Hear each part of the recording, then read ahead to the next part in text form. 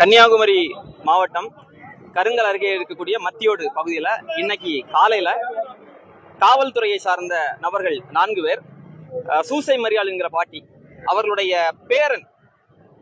பேரன் மீது ஒரு வழக்கு இருக்குதுன்னு சொல்லி அவங்க விசாரணைக்காக செல்கிறேன்னு சொல்லி வீட்டுக்கு போயிருக்கிறாங்க. போன இடத்துல அந்த பாட்டி மீது தாக்குதல் நடத்தியதில் பாட்டி மரணம் அடைந்து விட்டார். அப்போ அதுக்கப்புறமா அந்த தம்பியை மிஸ்ஸிங்ல இருக்கிறதா சொல்றாங்க. இப்ப அது குறித்து செய்திகள் சமூக வலைதளங்கள்ல வெளியாகுது. வெளியானதுமே இந்த மாவட்ட காவல்துறையிலிருந்து ஒரு அறிவிப்பு வருது. என்ன அறிவிப்புன்னா, காவல்துறையை மிரட்டுவதற்காக, குற்றவாளிகளை பாதுகாப்பதற்காக அவதூறு செய்திகளை பரப்புகிறார்கள். இந்த மாதிரி தாக்குதல் சம்பவம் எல்லாம் நடக்கவே இல்லை. காவல்துறை பாட்டி மீது தாக்குதல் எல்லாம் நடத்தல.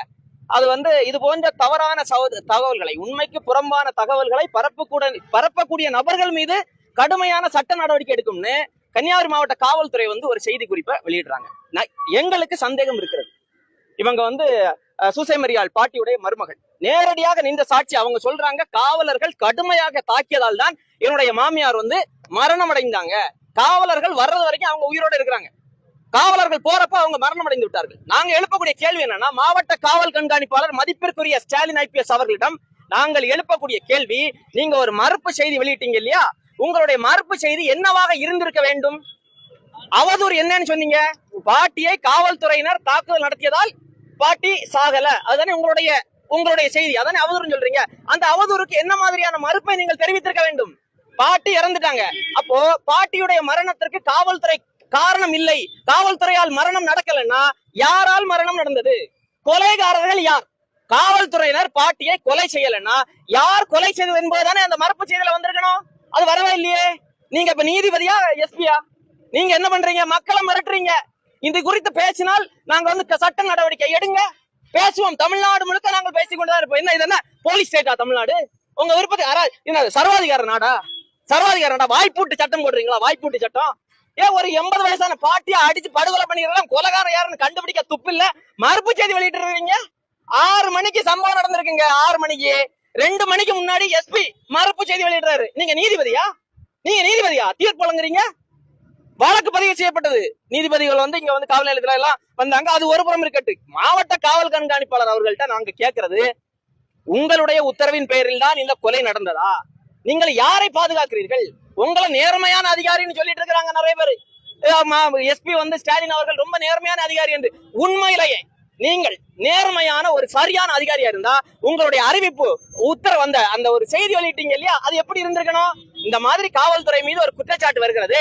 இந்த மாவட்டத்தினுடைய காவல்துறையினுடைய பொறுப்பாளராக இருக்கக்கூடிய நான் இதுல விசாரணை செய்கிறேன். இந்த விசாரணை முடிவிலே காவலர்கள், என்னுடைய துறை தாங்க காவல்துறை, ஏன் துறைதான்.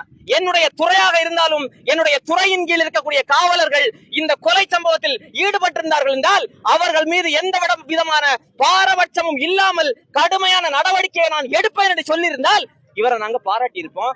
அதை தானங்க சொல்லணும். ஒரு எஸ்பி மக்களுக்கு பாதுகாப்பு தானங்க கொடுக்கணும். கொலை நடந்திருக்காது, அப்ப கொலைகாரன் யாருங்க?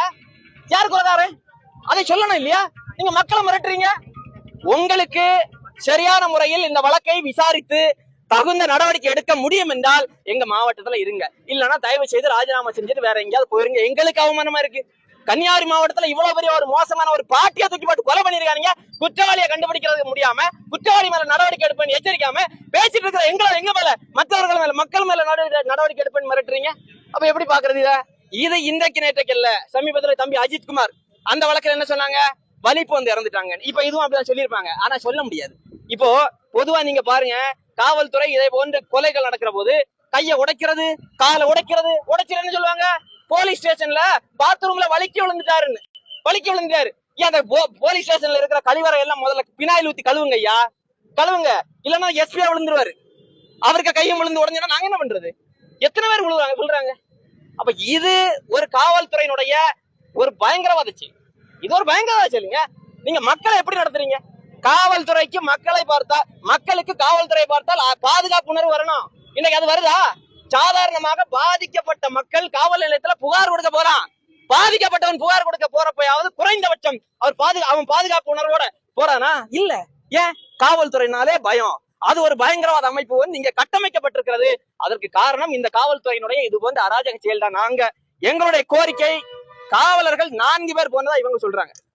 இல்ல 3 பேர் தான் போனதா எஸ்பி சொல்றாரு. அப்ப எது உண்மை? 3 பேர் போனாங்கன்னா யாரெல்லாம் வந்த காவலர்கள்? அவங்க வீட்டு உங்க வகையிலே வர்றீங்க 3 பேர், சரிங்க. அந்த 3 பேர் யாருங்க? அவருடைய பேர் என்ன? அவர்கள் மீது வழக்கு பதிவு செய்யப்பட்டு விட்டதா?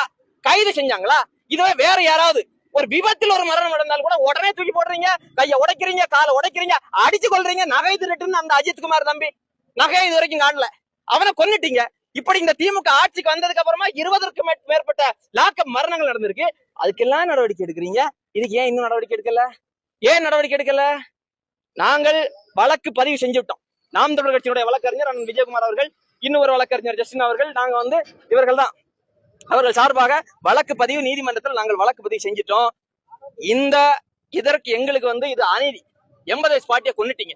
நீதி கிடைப்பது வரைக்கும் நாங்கள் எங்களுடைய போராட்டத்தை விடமாட்டோம். என்னென்ன ரீதியில் போராட்டம் செய்ய முடியும் நாங்க வந்து செய்வோம். நீங்க மிரட்டுங்க, உருட்டுங்க, எஸ்பி மிரட்டுங்க, கலெக்டர் மிரட்டுங்க, சிஎம் மிரட்டுங்க, யார் மிரட்டினாலும் விடமாட்டோம். இது மக்களுக்கான படை.